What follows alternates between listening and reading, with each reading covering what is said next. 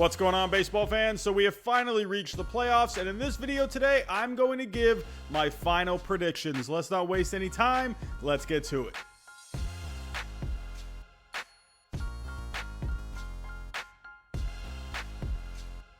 Let's start off in the American League with the Rays and the Blue Jays, and this one might be the easiest one for me to pick. While the Blue Jays have played the Rays okay this year, winning 4 out of the 10 games, the Rays are simply just the better team. They rank better with the offense, the starting pitching, the bullpen, and the fielding. Even though the Blue Jays do have Hyun-Jin Ryu, I think the Rays will win this in 2 games.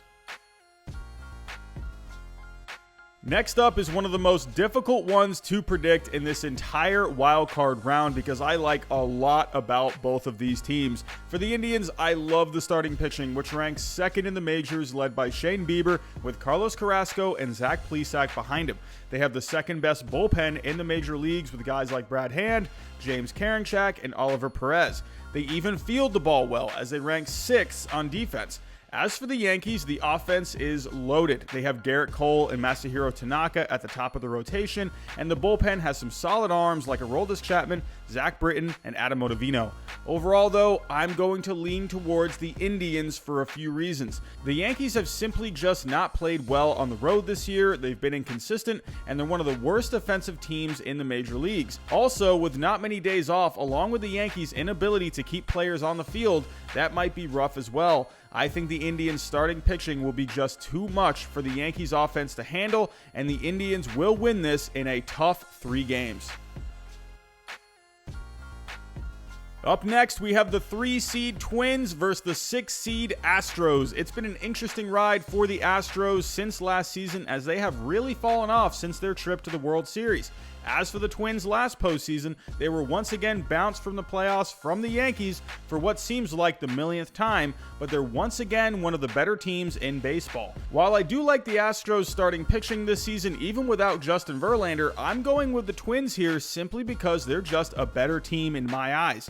They have a great starting pitching staff with guys like Kenta Maeda, Jose Barrios, Michael Pineda, Jake Odorizzi, as well as Rich Hill. They have a great offense with Nelson Cruz and Josh Donaldson, and their bullpen ranks 3rd in the major leagues. The Twins will be just too good for this Astros team, and I have them winning this in 2 games.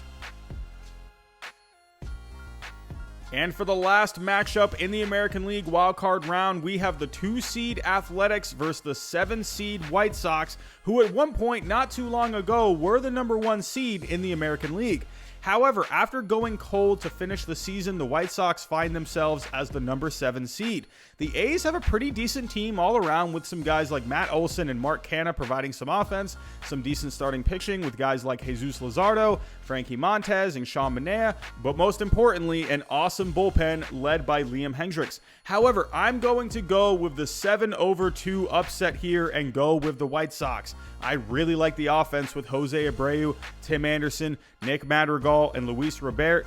I love Lucas Giolito and Dallas Keuchel at the top of the rotation, and they have some decent arms in the bullpen like Alex Colomé that can get the job done. I think the White Sox win this series 2-1. First up in the National League wildcard round, we have the team with the best record in the major leagues, the LA Dodgers, and a team that barely got into the playoffs, the Milwaukee Brewers. While I do like the Brewers bullpen and Brandon Woodruff atop the rotation, they're not going to have Cy Young candidate Corbin Burnes, and the offense is one of the worst in the major leagues this year. Meanwhile, the Dodgers have a stacked offense, solid starting pitching, and a very good bullpen. I'll take the Dodgers here in 2 games.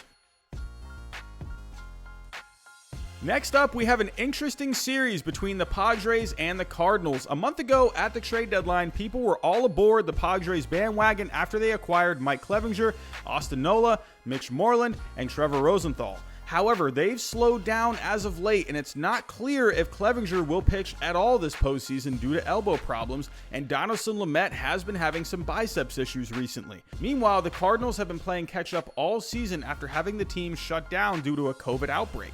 However, this Cardinals team isn't too bad, as they have some guys like Paul Goldschmidt and Colton Wong in the lineup, a decent bullpen with Giovanni Gallegos and Andrew Miller, and they have some decent starting pitching with Adam Wainwright having a good season along with Kwon Hyun Kim being solid. And while Jack Flaherty has gotten roughed up a couple of times, he's pitched better in his last couple of starts.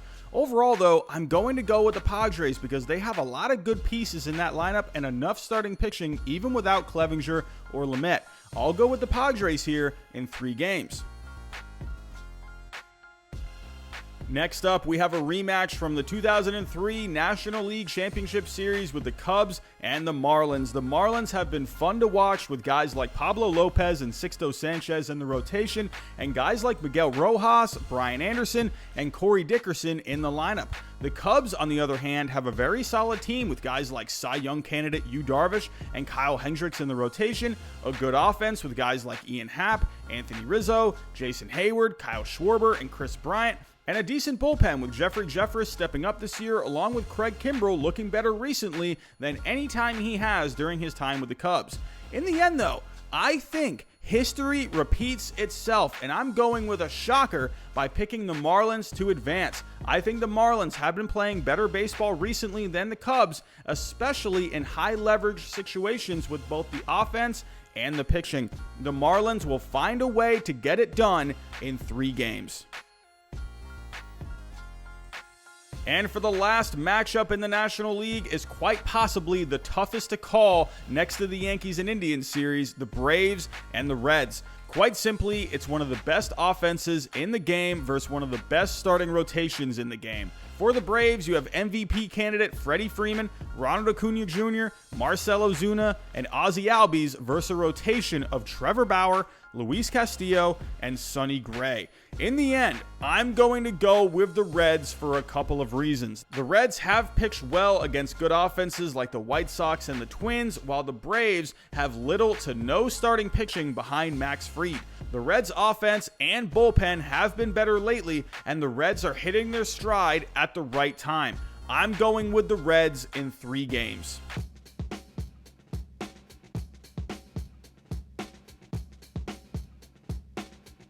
Moving on to the American League Division Series, we have our first matchup, the Rays versus the Indians, which in my opinion could be an extremely fun series to watch. The Indians will bring their monster of a starting pitching staff against a team that just has a knack for getting the job done and can beat you in many ways.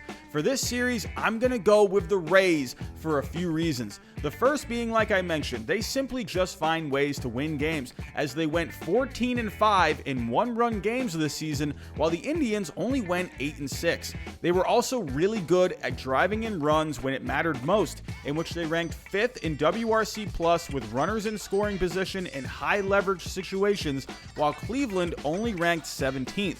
They also have a very good bullpen that can match up with the Indians, and while the Indians do have better starting pitching overall, the Rays can hold their own as well, shown by an FIP of 1.60 and about 12 strikeouts per 9 in high leverage situations, which both rank 1st overall. While I think the Indians are a talented team, I just think the Rays are better at finding ways to beat you. I have the Rays winning this series in a tough 5 games. On the other side of the American League Division round, we have an interdivision matchup between the Twins and the White Sox. These two teams match up pretty well in a lot of areas. While the White Sox do have a very good offense, I'm going to go with the Twins in this series for a few reasons.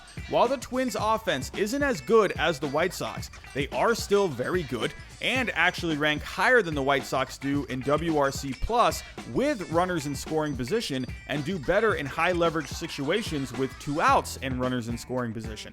While the White Sox do have Lucas Giolito and Dallas Keuchel at the top of the rotation, the Twins have a deeper staff and the bullpen ranks better in high leverage situations. I think this will be a competitive series, but I see the Twins coming out on top in 4 games. Now moving on to the National League Division Series, we have a highly anticipated matchup between the Dodgers and the Padres. These two teams are a lot alike than not, as both teams have a lot of weapons in the lineup and both have good pitching. However, I'm going to give the edge to the Dodgers here. I think the Dodgers offense is just too good for this Padres pitching staff that might not even have Clevinger, and Dinelson Lamet has been iffy as of late. While I am a little unsure of the Dodgers starting pitching due to struggles in the postseason from Clayton Kershaw in his career, along with having to rely on a trio of younger guys like Tony Gonsolin, Julio Urias, and Dustin May, I think they're talented enough to get by in this series. Last but not least, the Dodgers have a better ranked bullpen and do better than the Padres in high leverage situations. I see the Dodgers winning this series in 4 games. Now we move over to the other half of the National League Division round and find a lower seed matchup that no one saw coming between the Reds and the Marlins. While the Marlins have been the Cinderella story this season, I think the Reds will just be too much to handle. While I do like the trio of Pablo Lopez, Sixto Sanchez, and Sandy Alcantara, I just think the Reds starting pitching is too good. The Reds offense can easily match up against the Marlins, and while the Marlins bullpen has done a little bit better recently, the Reds bullpen has done even better. Overall, I like the Reds in 4 games.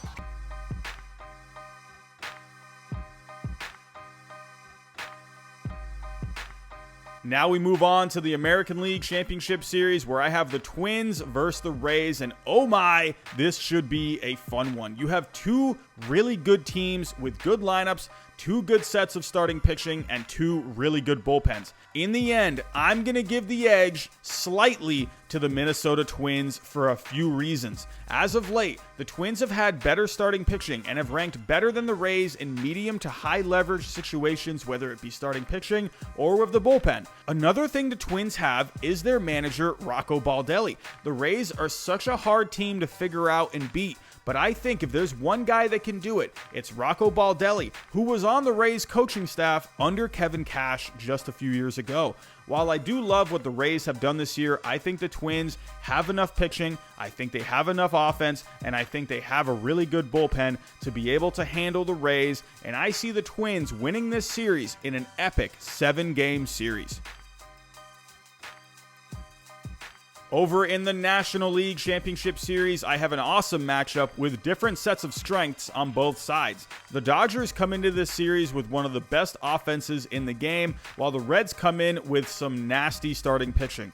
However, lately, the Reds have outperformed the Dodgers in the bullpen, and the offense has picked it up.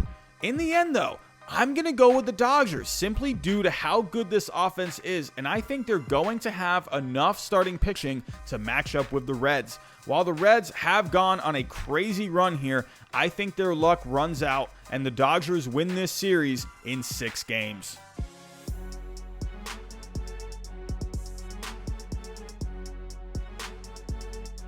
And finally, we move on to the World Series, the Twins versus the Dodgers. 2 teams that haven't won for a combined 60 years. They are 2 very talented teams. The Dodgers offense is hellacious. They have some good starting pitching with Clayton Kershaw, Walker Buehler, Tony Gonsolin, Julio Urias, and Dustin May, and the bullpen has some really good arms. For the Twins, they have some guys that can thump in the lineup. They have deep starting pitching and one of the better bullpens in the game.